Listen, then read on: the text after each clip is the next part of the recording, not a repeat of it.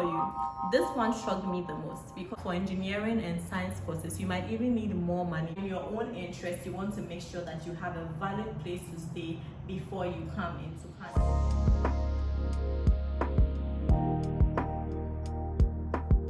Hello, good morning, good afternoon, good evening, wherever you are in the world. Thank you so much for clicking on this video. Just as the title says, today I'm going to talk about how much it costs to study in Canada. Everything that goes into your entire school process, just so you are well informed and prepared before coming in for your studies. If you haven't seen this face before, welcome to my channel. My name is Valerie and I'm a Ghanaian living in Ontario, Canada. On this channel, I discuss everything faith, lifestyle, and immigration. And I believe that you will learn something productive even as you have found this channel. Welcome! Today's video is broken into 6 main parts: tuition fees, accommodation, living expenses, health insurance, books and supplies, and finally flights. The first thing, which is tuition, is actually the most significant and most likely the most expensive thing you would have to invest in when coming to Canada as a student. In my previous video in whether to attend a university and a college, you would find towards the end that I broke down how much it costs to study in Canada for a lot of programs. I talked about undergraduate fees, postgraduate fees, doctoral, associate degrees. So if you want to know more about that, click on that video and go watch for more details. Tuition fees would differ based on the kind of school or the kind of program or even the kind of province you find yourself in. And certain programs are more expensive than others. So for example, an MBA program would be more expensive than an arts or a sociology program. But just to give you a fair idea, your tuition fees could be anywhere from $7,000 to well over $50,000 based on what you're coming to study. So on the Canadian immigration website, you notice that your proof of financial support or your proof of funds would include how much money you are paying for your tuition. And that is very important for you to know, because sometimes before you come in, you are required to have shown a deposit or a payment of some amount of your tuition fees before coming in. So for example, if you were studying for a full year program, you might have been requested to show your payments for the first semester of the schooling. Or if it's a multiple year program, you are required to show that you have paid the first year of your tuition fees. So it's very important for you to know how much tuition fees you are going to be spending and make sure that you are well prepared to show the accurate proof of funds you need to show. Accommodation costs might be the second highest cost you might have to make when you come into Canada. So as a student, you can have any form of on-campus accommodation or off-campus accommodation or any form of residence that suits your budget. Usually for on-campus accommodation, you can pay anywhere from $1,500 for a single bedroom on campus, or anywhere between $1,500 to $3,000 for an off-campus residence. Mind you, where you stay or where you live and what province you are in might also determine how much you have to pay or prove as a form of accommodation. Usually before you come to Canada or during your applications, you might not necessarily have to prove to the border authorities that you have somewhere to stay or that you have paid for your rent.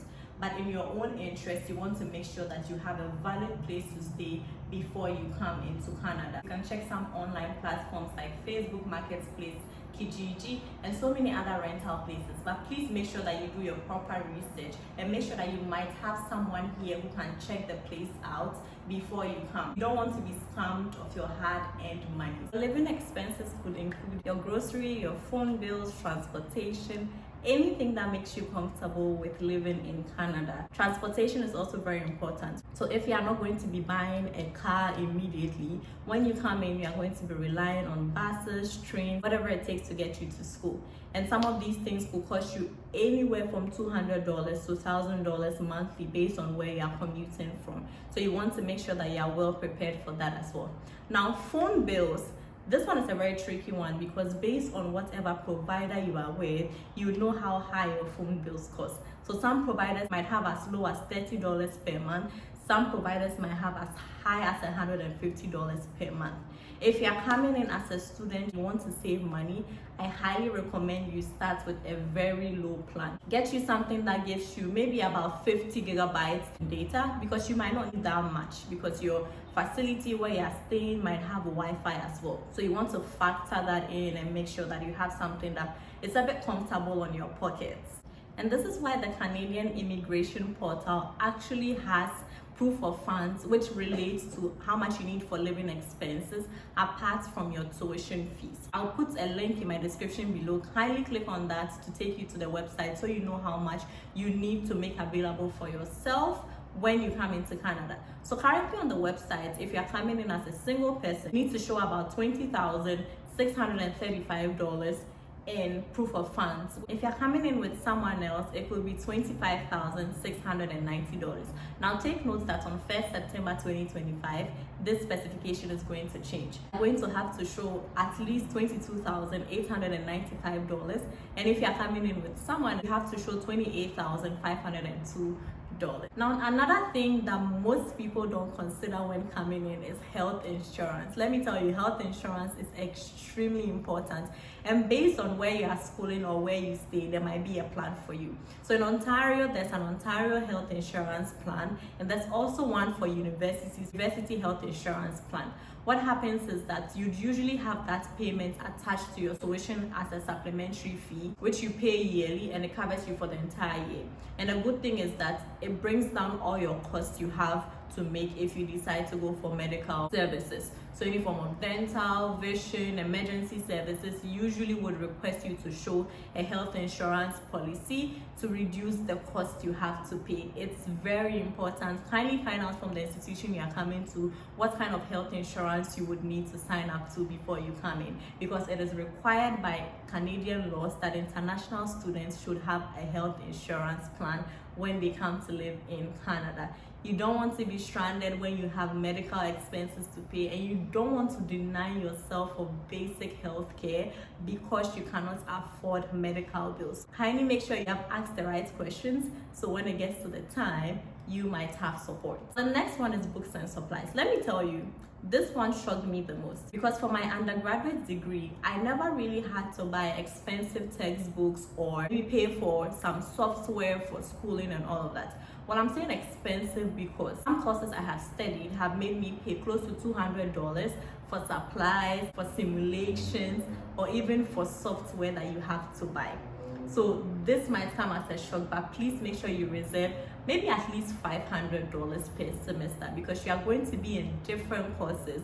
And I'm told that for engineering and science courses, you might even need more money because there's certain software you have to buy, there's certain supplies and textbooks you have to buy. You want to have budgeted tightly and then find out that you have to pay for textbooks and supplies. And finally, one thing I know most people don't consider as an educational expense is your flight ticket.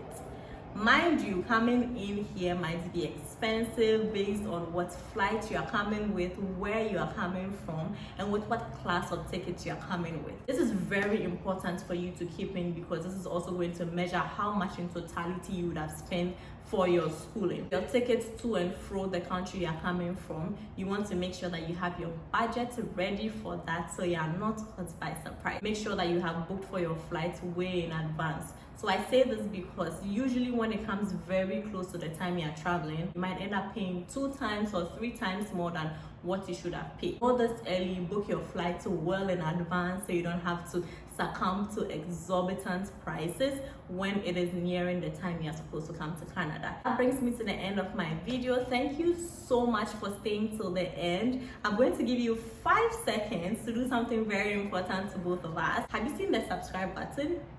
Yeah. Kindly click that for me in 5 seconds. Did you click it? Almost there, almost there. Thank you for clicking on the subscribe button, and don't forget to like, share, comment. Let me know if you enjoyed this video and what more you want to see. Thank you so much. I'm very grateful. I really appreciate your support. See you in my next videos. Bye.